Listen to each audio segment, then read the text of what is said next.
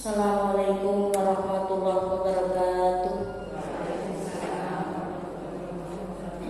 Alhamdulillahirabbil alamin wa bihi nasta'in ala umuri dunya waddin wassalatu wassalamu ala sayyidina Muhammadin wa ala alihi wa sahbihi ajma'in. Amma ba'd. Yang saya hormati segenap pengurus masjid dan majelis taklim di Masjid Raudhatul Mukminin, yang saya hormati pula segenap ibu-ibu jamaah majelis taklim Khairun Nisa.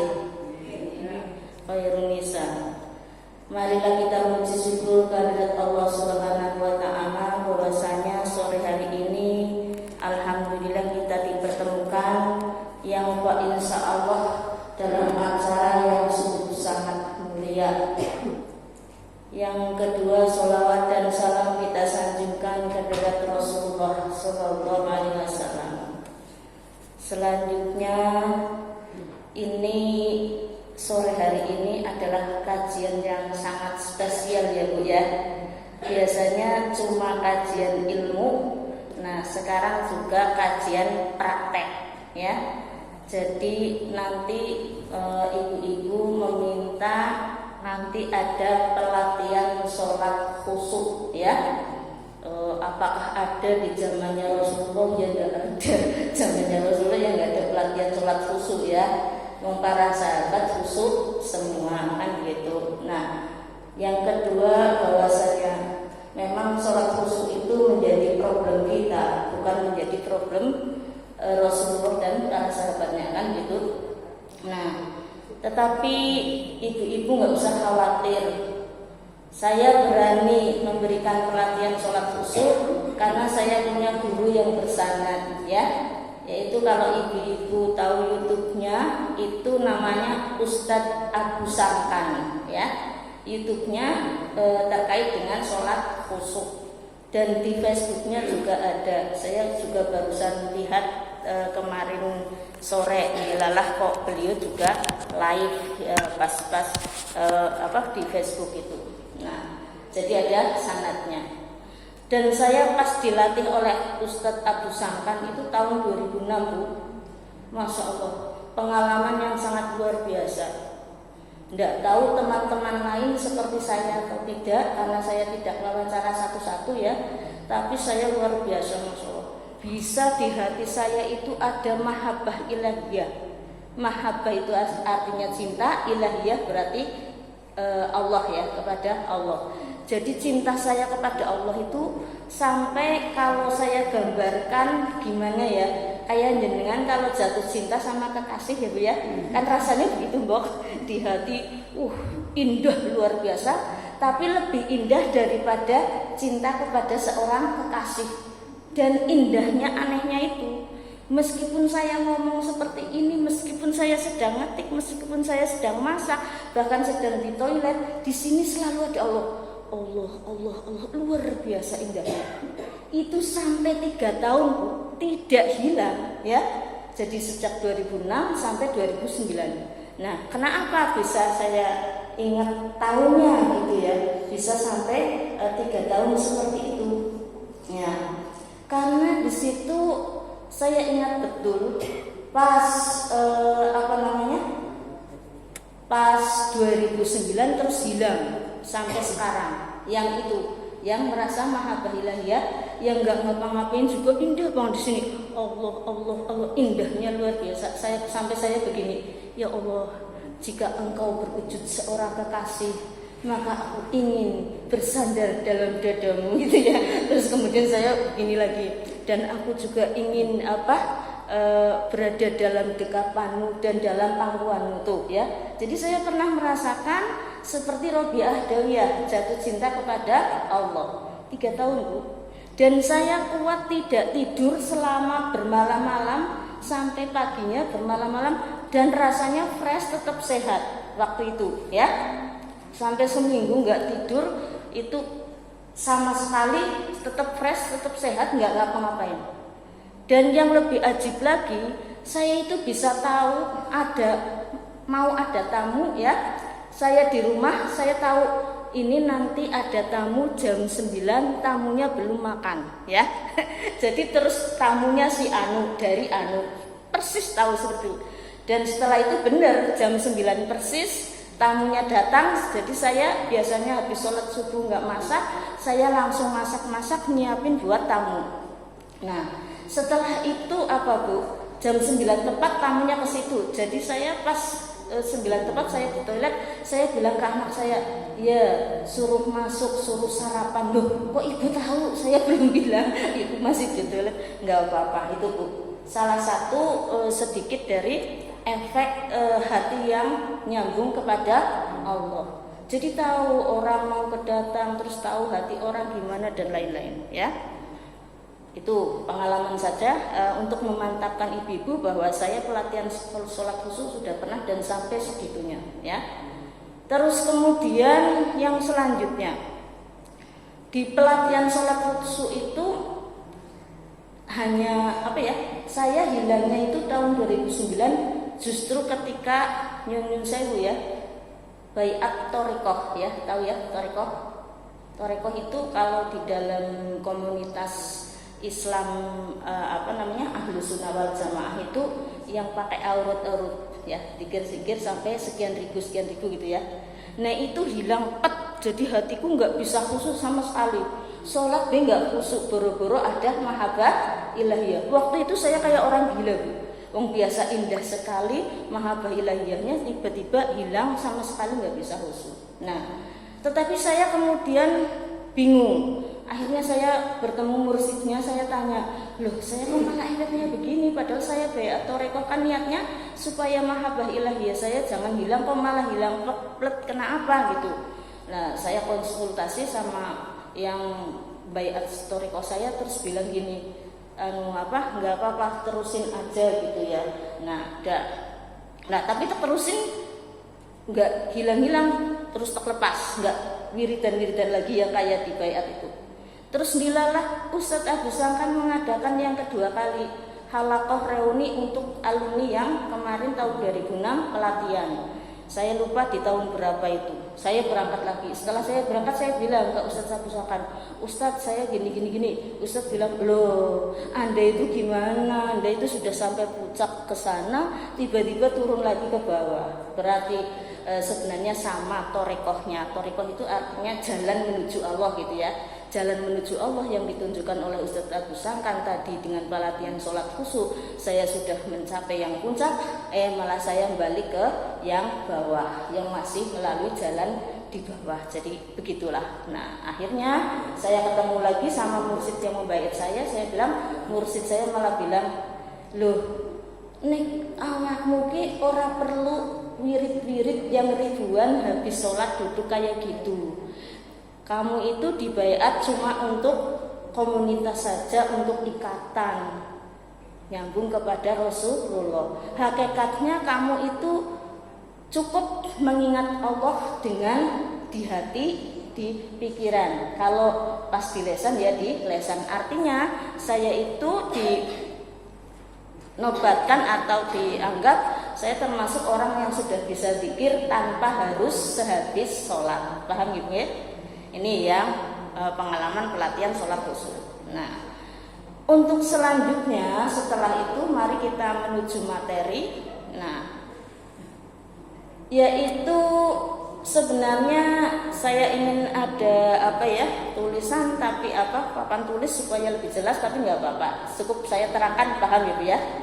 Nah, nanti ibu maju ke sini kalau sudah latihan. Nah, sekarang teorinya dulu ya, ilmunya dulu.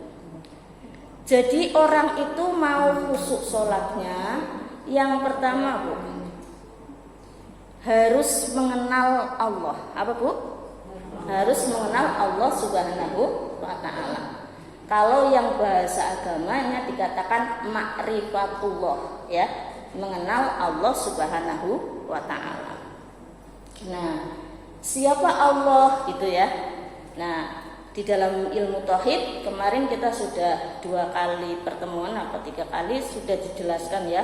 Allah adalah Tuhan kita, ya. Terus Allah adalah wujud dan sebagainya. Itu yang dimaksudkan mengenal Allah Subhanahu wa taala. Nah, yang dimaksud di sini tentu saja mengenalnya adalah lebih kepada sifat-sifatnya, ya.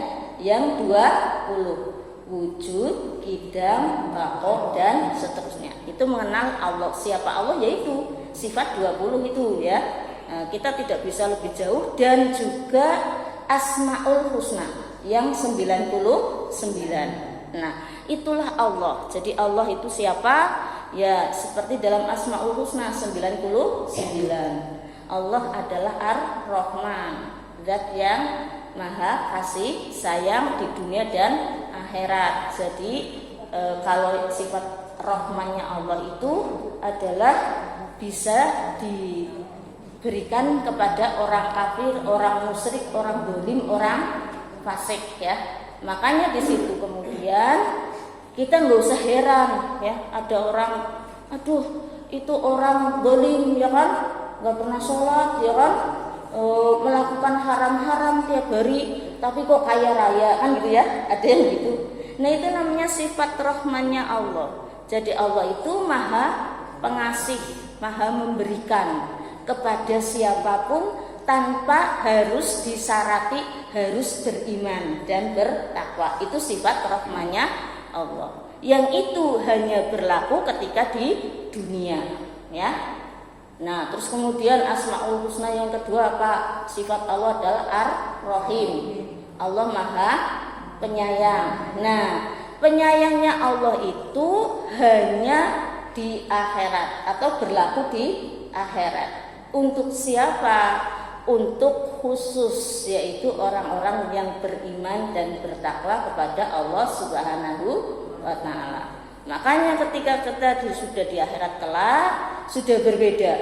Siapa yang zalim, siapa yang kafir, siapa yang musyrik, siapa yang fasik masuk neraka, kan gitu. Nah, yang masuk surga adalah yang beriman. Itu namanya sifat rahim Allah. Itu misalnya itu Asmaul Husna ada 99, kita contohkan 2, ya kan? Nah, itulah sifat Allah, ya. Allah itu siapa? Ya, itu lebih luasnya ada kajian sendiri, kan? Itu. Nah, udah mengenal Allah. Dan yang selanjutnya dijelaskan juga ada, bukan hadis ini ya Bu ya, di kitab Hilyatul Aulia, tapi banyak dipahami oleh ustadz-ustadz dikiranya hadis, ya. Tapi memang betul dikatakan hadis ya boleh, dikatakan bukan ya boleh. Kenapa? Karena hadis dalam makna mustalah hadis atau ilmu hadis adalah semua yang bersumber dari Rasulullah, baik perkataan, perbuatan maupun diamnya Rasulullah ketika Rasulullah masih hidup, ya kan? Tapi kemudian kalau di dalam ilmu-ilmu tasawuf itu tidak hanya seperti itu. Para sufi itu memahami hadis tidak hanya hal-hal yang terkait dengan Rasulullah ketika Rasulullah masih hidup, tetapi termasuk di situ adalah ketika Rasulullah sudah wafat, yaitu melalui mimpi-mimpi orang soleh, wali-wali, ulama-ulama. Nah, ini yang kumaksudkan. Ini bisa dikatakan hadis, bisa dikatakan bukan, karena ini adalah hasil dari mimpinya Mu'adz bin Jabal.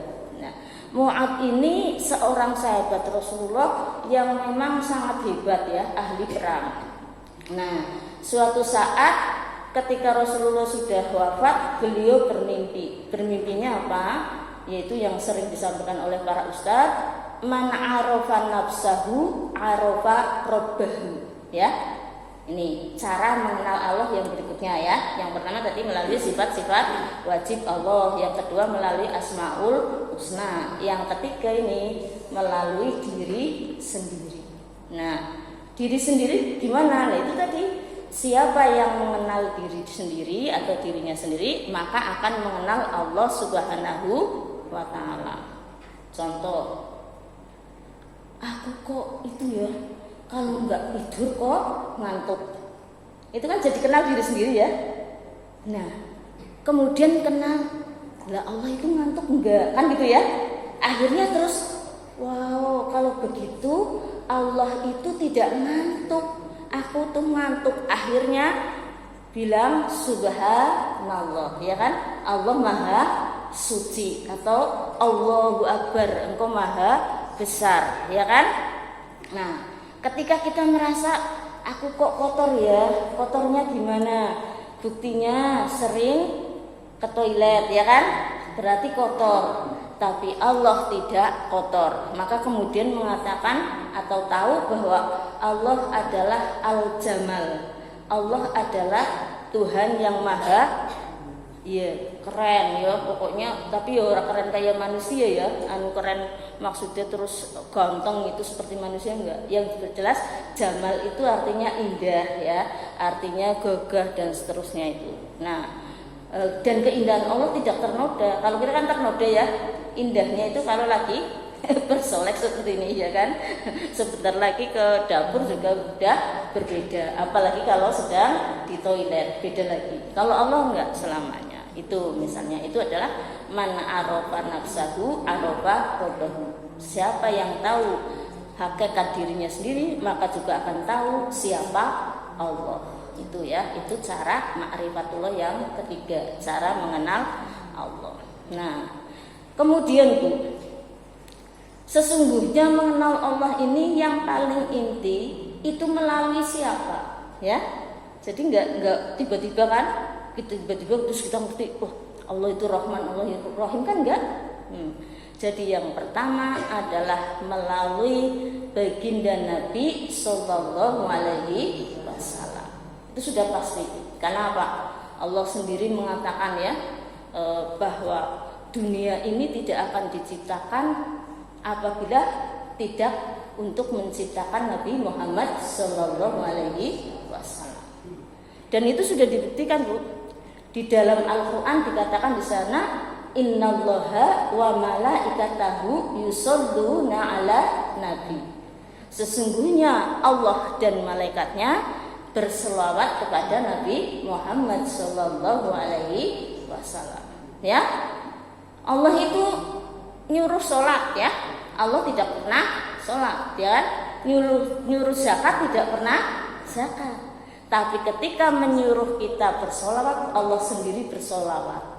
Itu sahih Bu, Al-Quran, ya kan? Nah, itu Al-Quran itu di surat Al-Ahzab ya. Nah, perintahnya mana? Di ayat itu berikutnya, belakangnya. Ya ayyuhalladzina amanu shollu alaihi wasallimu taslima. Wahai orang-orang yang beriman, engkau bersolawatlah kepada Nabi Muhammad. Ya, nah, jadi dengan sholawatnya yang sungguh-sungguh Bu, ya. Apa tadi? Shollu alaihi wasallimu taslima. Jadi betul-betul sholat yang di situ sungguh-sungguh, sholatnya enggak sholawat ya sungguh enggak asal bunyi ya sambil ngantuk ya dan lain-lain. Tapi sesungguhnya ibadah sholat itu ya boleh ya. Ibadah sholat itu ibadah yang paling enak Bu, ya. Enggak harus bersuci ya, tidak harus wudhu ya kan, dan tidak harus sendiri ya, artinya itu tidak harus menunggu, tidak ada muhrim, itu tidak seperti itu ya. Jadi sholawat adalah termasuk ibadah yang sangat ringan dan itu diterima semua. Jadi satu-satunya ibadah yang tidak akan ditolak ya, itu adalah sholawat. Meskipun kita bersolawatnya males ya, meskipun solawatnya cuma menghormati orang yang suka bersolawat ya, meskipun kita solawatnya misalnya cuma supaya dilihat orang ya, itu semua diterima. Padahal kalau ibadah-ibadah lain kan enggak itu ya. Lah sholat tuh banyak, ada Sallallahu ala Muhammad, ada Allahumma sholli ala Muhammad, atau kalau saya pakai Sayyidina karena enggak tega ya kan. Wong saya diundang jenengane ora gelem ya kan. Saya diundang anak saya ya tuti ya kan enggak mau.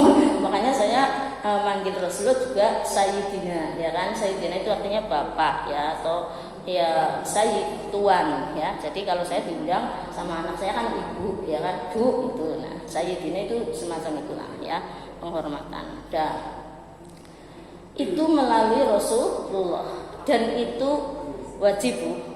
Kita tidak mungkin ya mengenal Allah kalau tidak melalui Rasulullah. Betul kan? Iya, wong yang ngasih tahu kalau Allah itu esa ya.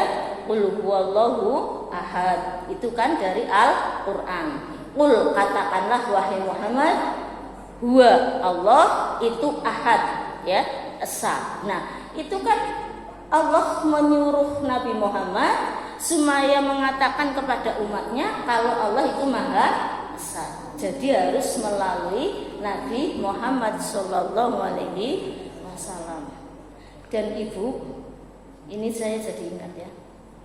Ini sholawat jenengan dan cinta jenengan kepada Allah dan kepada Rasulullah. Kalau betul-betul tulus dari hati ya, tidak ada tendensi apa-apa, tidak merasa jauh dekat, selalu ingat Allah ya di hati. Karena yang penting kan hati, kata Allah kan gitu. Innallaha yanduru ala qulubikum wala yanduru ala suwarikum. Allah itu melihat hatimu, bukan melihat wajahmu kan gitu. Nah, itu betul-betul Bu di apa ya, nyambung ya. Istilah kabelnya kayak gini nyambung ya. Kalau kabel nggak nyambung kan nggak bunyi ya Bu ya ini, dan nggak nyala ya kan. Lah itu kalau kepengen nyala, kepengen bunyi, hatinya seperti itu Bu, selalu ingat Allah, berzikir ya. Ya terserah lafadznya apa, Allah, Allah, Allah, subhanallah, subhanallah. Itu kalau masih tingkat awal ya. Orang awal begitu harus nyebut ya, bahkan di lesannya juga muni Allah, Allah, Allah ya, terus pikirannya juga harus mikir Allah. Tapi kalau orang yang sudah sakinah, yang sudah tumakninah, itu secara otomatis Bu, di hatinya sudah gitu ya, kayak ada Allah, ada Rasulullah. Jadi nggak nyebut-nyebut itu sudah nempel ya. Nah, alhamdulillah saya kemarin kan umroh ya Bu ya. Belum ada setahun saya umrohnya kan tahun November 2023 kemarin, berarti belum ada setahun kan, ini baru September awal. Alhamdulillah saya membuktikan seperti itu Bu. Saya bilang ke Allah waktu berangkat umroh, mohon maaf ya, mudah-mudahan ini enggak riya ya, ini tahadus binikmah ya, menyampaikan berbagi nikmat Allah ya. Satu begitu, kedua saya tidak akan menyampaikan apa yang dirahasiakan oleh saya, yang saya rahasiakan tetap saya rahasiakan ya. Tapi intinya saya bilang ke Allah, ya Allah, aku merasa ini ya, dan setiap kali juga aku begini gitu ya. Yang ini yang saya rahasiakan ya, dua kata ini ya. Kalau begitu, apakah benar ya Allah kalau aku ini dan begini? Kalau benar tolong berikan isyarat dua, yaitu saya dapat mencium Hajar Aswad dengan mudah ya. Satu, mintanya kepada Allah, tandanya di umrohan itu. Yang kedua, hamba bertemu dengan Nabi Muhammad, kan gitu. saya jangan tiru-tiru saya itu kalau cerita sama orang awam tuh bila orang gila ya Bu ya, atau orang halu kan gitu ya. Bener Bu, di umrohan alhamdulillah setiap kali saya, artinya setiap kali saya 2 kali tok sih, saya niat nyium Ka'bah, saya nyium beneran cium, terus saya cuma gini oh Ka'bah kayak gini ngapain harus di apa ya, saya itu kayak sahabat Umar ya, Ka'bah kenapa ini harus nangis-nangis orang-orang nyium Ka'bah, ini bangunan biasa gitu. Karena apa? Bukan saya menyepelekan Ka'bahnya, tapi karena tauhid saya sudah lillah ya. Saya pandangan saya ke Allahnya, bukan ke Ka'bahnya. Paham ya? Dah, itu hari pertama kepengen nyiumnya Ka'bah. Karena ditemani oleh pembimbing, saya belum pernah, pembimbingnya cuma bisa menjangkau Ka'bahnya, bangunannya. Nah, hari berikutnya, hari keduanya saya berangkat sendiri. Lah, ora puas nyium Ka'bah tok, saya bilang gitu ya sama Allah. Juga saya mintanya kan nyium Ka'bah, nyium Hajar Aswad. Kenapa nyium bangunannya tok? Saya berangkat sendiri Bu, intinya saya betul-betul bisa nyium dengan lapang, dengan mudah, indah. Padahal teman saya 2, dilalah aku jane orang ngomong-ngomong Bu, saya nggak mau ngomong sama temen itu yang tetangga kamar, temennya malah ikut. Itu terus tak cium kan malah jerit-jerit nangis yo. Ada yang keinjak, ada yang apa-apa. Lah saya malah ditarik, nggak boleh nyium loh. Wis tak ciumin dua-duanya, tak bantu nyium. Sudah bisa malah saya ditarik, nggak boleh, takut saya kenapa-kenapa gitu ya. Nanti jatuh kan begitu sesek gitu ya. Terus saya tak lepas, sana pergi. Nanti tak suruh mundur. Terus saya nyium sendiri, rasanya longgar, indah dan sudah cukup. Ya kayak gitu lagi sama jalan gitu. Ini kan batu ya, dicium-cium gimana. Jadi saya itu aneh ya. Saya mau doa apa? Akhirnya saya cuma sebentar doa, Rabbana atina fid dunya hasanah wa fil akhirati hasanah wa qina adzabannar. Di mencium Ka'bah ya kayak gitu, mencium Hajar aja begitu ya. Enggak beres ya. Kalau orang lain kan nangis-nangis lama di situ, makanya kedesek-desek dan lain-lain. Dan waktu di Madinah juga begitu Bu. Saya tuh alhamdulillah di Madinah dirodohkan itu Bu Amar yang sudah hajah, paham ya? Itu dirodohkan cuma lewat tok ya. Karena apa? Saking penuhnya berdesak-desakan kayak di Hajar Aswad itu ya, penuhnya desak-desakan. Jadi ditakutkan harus lewat-lewat aja. Alhamdulillah Bu, minallah. Berarti kan saya bukan ngomong saya hebat ya. Itu di sana saya gini kan apa ini tiangnya kan kayak gitu ya. Bulat gitu ya.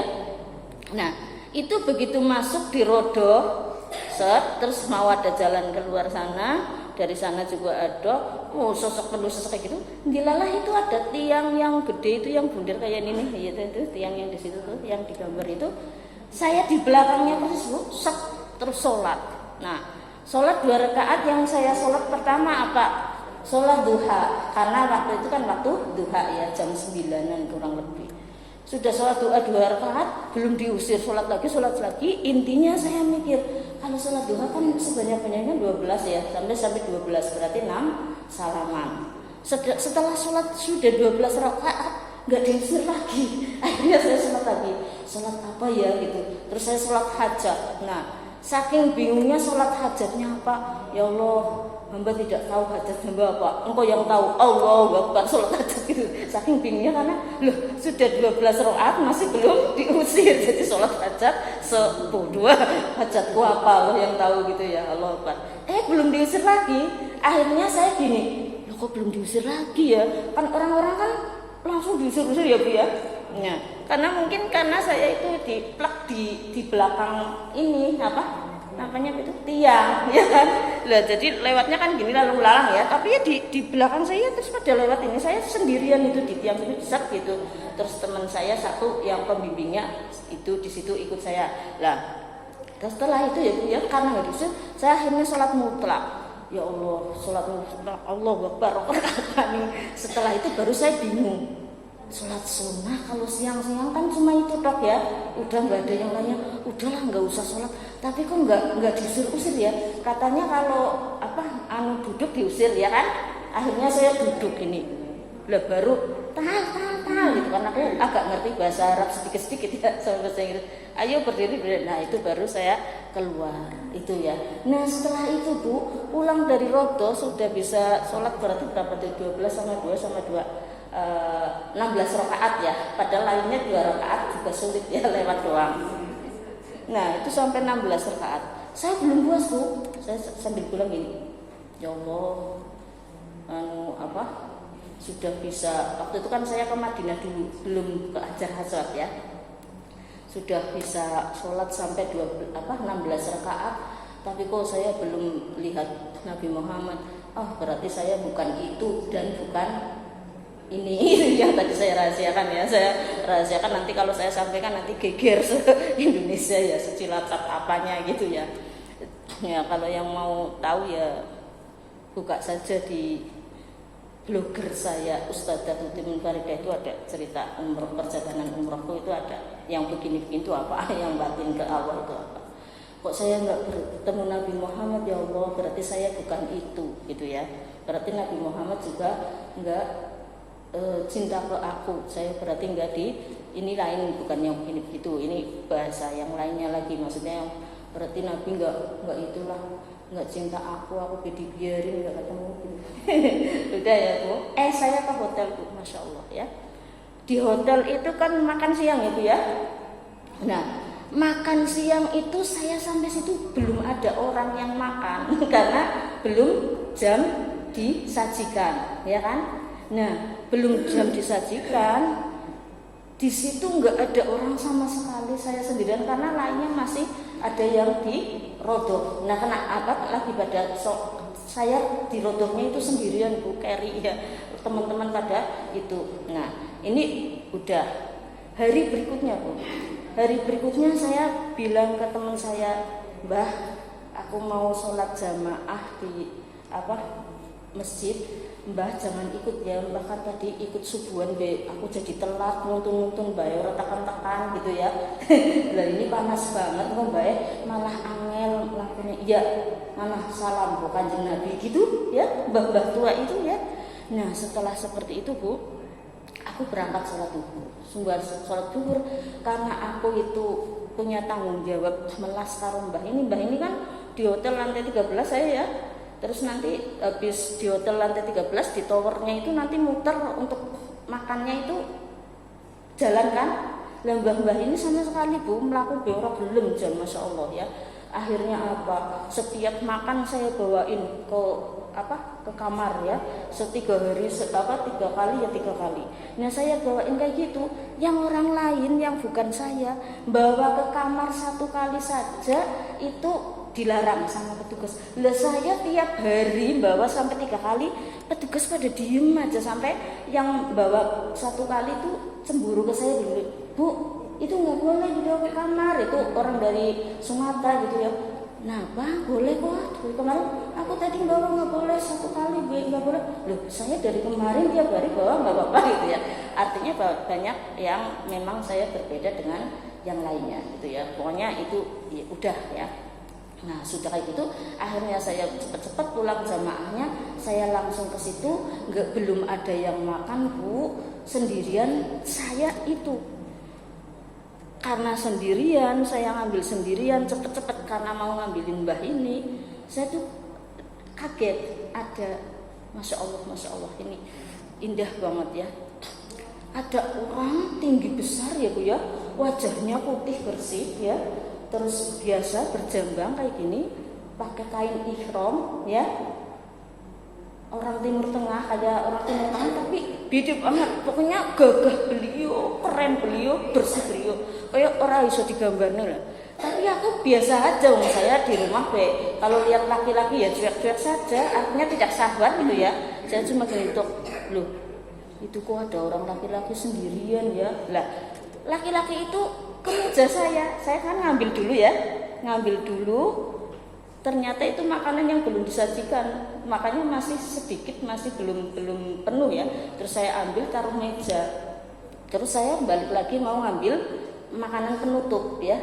Nah beliau kok ke meja saya gini, loh itu siapa laki-laki ke meja saya itu ya. Padahal saya enggak risih jelas kalau sama laki-laki kok makan di meja saya nggak pernah, nggak ada perempuan lagi. Kalau aku mau pindah, saya dialog sendiri ya, kalau aku mau pindah nanti beliau tersinggung, tapi kalau aku nggak pindah tapi kok beliau laki-laki gimana ya gitu. Terus akhirnya saya nggak ngeliat lagi, fokus ke sini, alah gampang nanti. Saya fokus ke ngambil makanan itu penutup, beliau nggak ada Bu. Nah setelah beliau nggak ada, saya alhamdulillah orangnya udah pergi, berarti aku bisa makan di situ kan gitu ya. Begitu aku duduk gitu ya, mau makan kayak ini, masya Allah Bu, bau harum. Ya tadi juga bau harum, tapi nggak ngeh gitu ya, cuek saja. Lah pas di sini tuh harumnya luar biasa, lebih pekat dari yang tadi. Lah yang beliau yang pakai kain ihram ini di sebelah kananku kayak gini, saya lagi gini, kok yang tadi ya? Saya baru kayak gini Bu, baru mencapai perut. Kalau tadi kan semuanya ya lihat, beliau bolak-balik sambil mau ke meja saya, terus Saya baru begini, baru sampai ke perut terus hilang. Hah? Berarti tadi bukan orang ya? Gitu aku begitu ya. Langsung berarti tadi bukan orang ya. Terus aku langsung gini, oh berarti ini ya ada yang meninggal dunia. Saya bilang ya, soalnya Pak, kalau saya di tanah air sampai sekarang ya Bu ya, itu kalau ada tetangga, teman, saudara, bahkan kalau anak saya nggak usah diceritain lagi. Dari kecil saya sudah diberi isyarat-isyarat kalau dia mau meninggal gitu ya. Tetangga itu saya sering Bu didatangi ruhnya ya, tapi cuma hatinya, perasaannya, terus baunya ya. Kalau orang soleh baunya wangi, kalau orang nggak soleh itu biasanya bau busuk, bau tanah kuburan gitulah. Pokoknya tergantung yang mati gitu ya. Lah akhirnya saya berpikir, oh berarti tadi itu ruh jamaah umroh yang mau meninggal dunia, yang orang asing itu, orang Timur Tengah. Karena tempat makan saya di sini tekan makan Indonesia, sana tempat makan orang asing. Nah saya mikir gitu, saya mikir lagi, tapi nggak ada deh yang sebelah sana yang sekeren itu, segagah itu, seganteng itu ya, juga wanginya kok sampai segini sih, orang apa ya itu, wanginya nggak seperti yang lainnya lah ya, yang lainnya kalau orang soleh. Saya mikir gitu, lagi mikir begitu, tiba-tiba ini kan sudah hilang ya Bu ya, tapi baunya masih, wah pokoknya bau serbak yang luar biasa. Lah itu kok tiba-tiba gini, salam singguaku, kayak gitu Bu, nggak bunyi dengan kata-kata, tapi hatiku yang mengatakan beliau begitu. Terus akhirnya saya gini, ya Allah, anta Rasulullah gitu. Saya menghadap ke sebelah kanan, ya Allah, anta Rasulullah, ya Allah, ya Allah, Allahu Akbar, Rasulullah, ya Allah, anta Habibullah, ya Allah, assalamualaikum ya Allah. Saya nangis gitu Bu, masya Allah. Berarti anta diri salah. Saya bilang gini, assalamualaikum ya Rasulullah min Bajarni afan, itu afan. Saya mohon maaf kepada Rasulullah, saya lupa menyampaikan salam ketika waktu di situ. Akhirnya saya Bu terus lupa, habis itu ya lupa. Terus saya begini masih salam-salam. Setelah masih salam-salam antara Rasulullah masih harum terus di situ. Berarti kan Rasulullah masih di situ ya. Terus saya bingung mau ngomong apa lagi ya, karena tak pikir saya harus pakai bahasa Arab, padahal Rasulullah ternyata pakai bahasa Jawa juga bisa ya. Terus akhirnya saya menghadap ke sana Bu, menghadap ke arah Rodoh. Tak pikir karena beliau itu sudah tidak terlihat oleh saya, tak pikir sudah kembali ke Rodoh, itu nanti kembali ke makam gitu ya. Jadi saya gini, assalamualaikum ya Rasulullah ya Habibullah, itu sendirian di situ ya. Terus saya begini-gini, terus kayak gini, terus hilang bau harum ini ya. Cuma kayak gitu dong. Nah setelah itu saya lupa ya, setelah lupa sampai ke tanah air baru saya ingat, ya Allah, ternyata aku itu di Madinah melihat Rasulullah ya. Di situ ya, terus habis itu umroh ke Mekah ya saya lupa, nggak ingat kalau itu ketemu Rasulullah. Nah sekarang saya nyeselnya apa? Kalau itu Rasulullah pasti terambil tangannya, tercium ya Bu ya. Kalau bisa malah nyium kakinya kan gitu ya. Nah setelah itu Bu, dulu itu ketika saya bersolawat cuma membayangkan Rasulullah itu seperti apa, cuma yang saya bayangkan cuma kayak di film-film kan kurus ya Bu ya, wajahnya tutup cahaya gitu ya. Sekarang enggak Bu, sekarang kalau solawat saya enggak merem, saya sudah begini, sudah membayangkan wajahnya yang kemarin yang saya lihat. Tapi enggak perlu saya sampaikan seperti apa ya, nanti Mbok malah salah tafsir. Nah begitupun sampai ke tanah air saya tanya ke suami saya, apa Nabi Muhammad gelem paham bahasa Jawa? Loh, Nabi Muhammad ya kabeh bahasa ya paham. Wong Nabi Adam bae bahasa semua manusia paham, apa Nabi Muhammad? Oh, saya semakin mantap. Oh, berarti yang saya ketemu kemarin memang Nabi Muhammad sallallahu alaihi wasallam ya. Jadi saya kalau sholawat, kalau saya menyebut seperti ini, ya saya masih membayangkan, pokoknya ya Bu ya, benar itu ya kata di dalam hadis. Pokoknya kerennya, gagahnya, tinggi besarnya, bersihnya wajahnya, nggak ada ya. Jadi kalau ada Pangeran Muhammad terus orang Turki itu ya, mohon maaf orangnya Pangeran Muhammad ya, orang Turki yang kayak di film-film, belum apa-apanya Bu. Jadi Nabi Muhammad memang Masya Allah ya, keren luar biasa. Cuma nyeselnya waktu itu kok saya nggak sadar kalau itu Nabi Muhammad ya, waktu masih tampak. Kalau sadar kan saya cium tangannya, saya buru ya. Jadi itu ya kayak gitulah. Artinya bahwa Rasulullah tuh nyata ada ya, dan jangankan ruhnya bisa menemui kita, ruh orang soleh pun bisa menemui kita. Nah ini saya ceritakan seperti ini untuk apa Bu? Untuk meyakinkan kita kan nanti mau pelatihan sholat khusyuk ya Bu ya, pelatihannya sebentar saja. Nah itu supaya yakin Bu, bahwa ini tergantung keyakinan kita. Kalau kita nggak yakin, nggak ada Muhammad ya kan, ada Nabi Muhammad nggak yakin ya, terus kemudian apa iya ruh bisa ketemu, apa iya Allah bisa di hati ya nggak bisa ya kan. Yang mengalami seperti saya juga nggak semua orang ya kan, dan ini salah satu saja cerita saya, yang lainnya banyak sekali. Mimpi ketemu Rasulullah, mimpi dilihat ditertawakan oleh Rasulullah, mimpi diajari ngobati sama Rasulullah, ya ada ya, tapi nggak bisa saya ceritakan sore hari ini, itu aja. Yang selanjutnya Bu, ini kan tadi harus melalui Rasulullah, seperti dalam Al-Quran katakan in kuntum tuhibbunallaha fattabi'uni, jika engkau sekalian wahai umat Nabi Muhammad kok mengaku cinta kepada Allah, maka ikutilah Nabi Muhammad. Nah, mengikuti apanya? Ya semuanya Bu, ya kan? Jangan zina ya jangan zina, ya kan? Terus kemudian di situ ada wa'budullaha wa la tusyriku bihi syai'a, dan hendaklah kamu menyembah Allah dan jangan musyrik. Ya betul-betul salat kepada Allah dan jangan musyrik. Musyrik itu apa? Minta kepada selain Allah, ya kan? Saya itu Masya Allah Bu, kalau disuruh berobat kayak angel banget, karena kayak gitu. Alah, obat ngapa Gusti Allah baik. Nah termasuk yang umrah kemarin, saya bawa obat segepok sampai pulang nggak ada yang diminum kecuali satu komidin, karena waktu itu dening waktu kayak parah nemen, terus kancane pada minum obat waktu dari rumah ya. Tapi saya cuma alhamdulillah sehat walafiat kayak gini ya, dari pulang sampai sekarang ya, dari berangkat ya, karena yakinnya hanya kepada Allah. Tapi tetap kalau terpaksa banget berobat, tapi yakin hanya Allah yang menyembuhkan. Intinya gitu ya. Udah ya.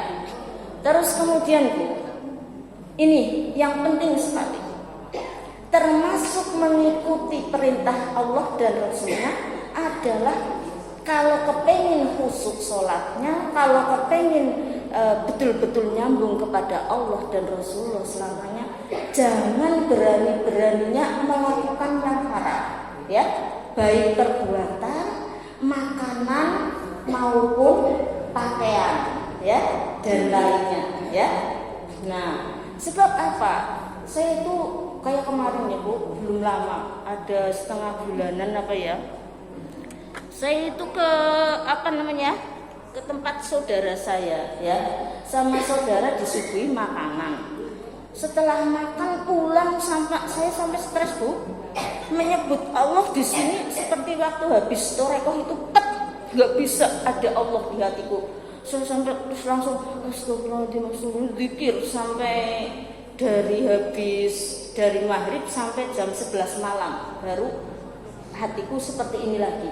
Karena apa? Terus saya bilang ke itu adik saya, itu kemarin tadi beli di mana sih? Nah itu sudah 2 kali Bu, di sini gitu. Aduh, 2 kali disuguhin sama dia kayak gitu terus. Oh berarti tadi yang saya makan tuh haram gitu ya.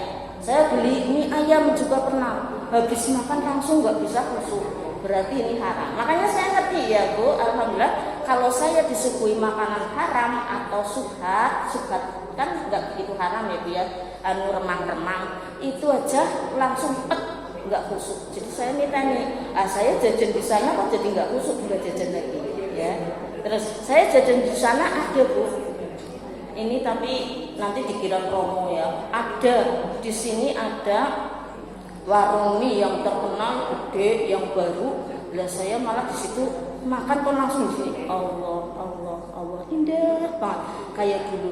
Wah, berarti ini memang orangnya ini orang takwa ini, orang makanannya halal itu ya.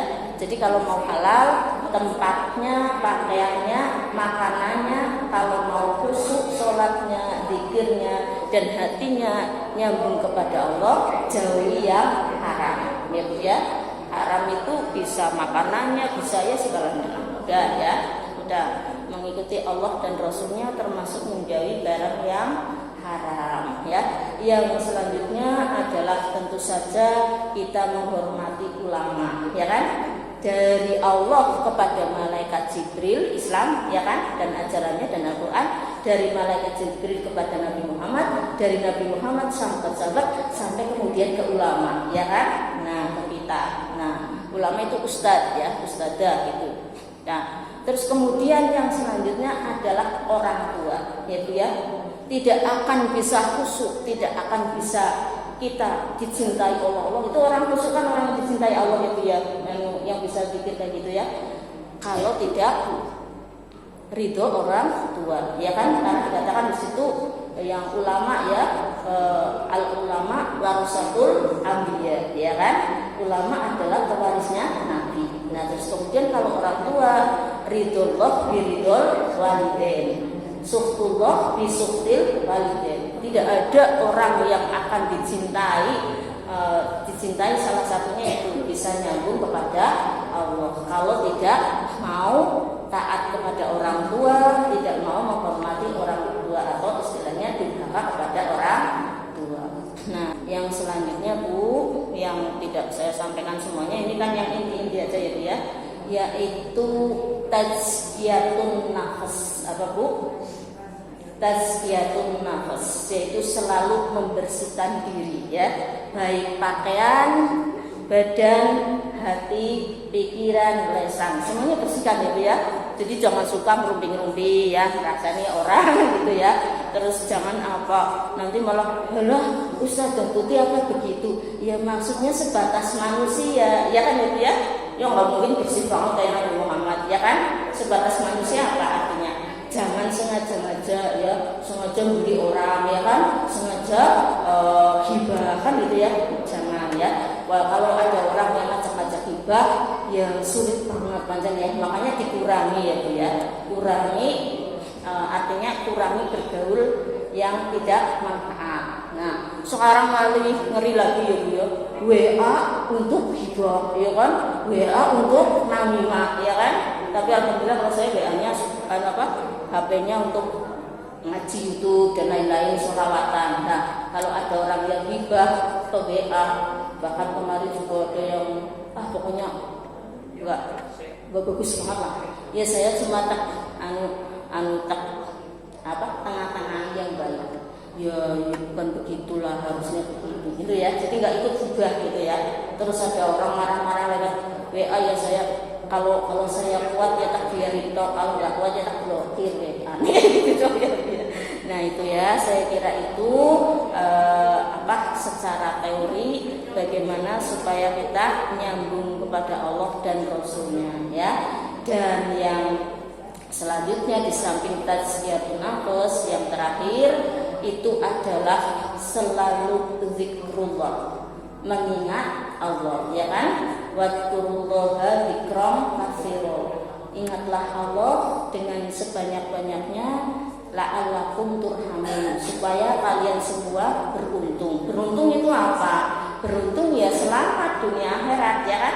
Intinya di situ. Nah, kemudian salah satu dari zikir adalah sholat, sesuai dengan firman Allah juga, ya kan?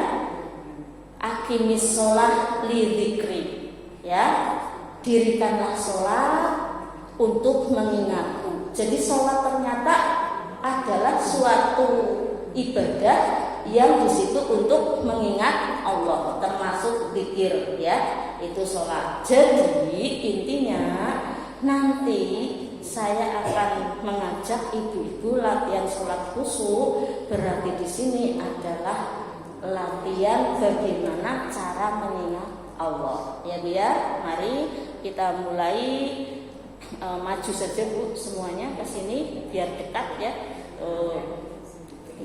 Nanti kita latih bersama ya.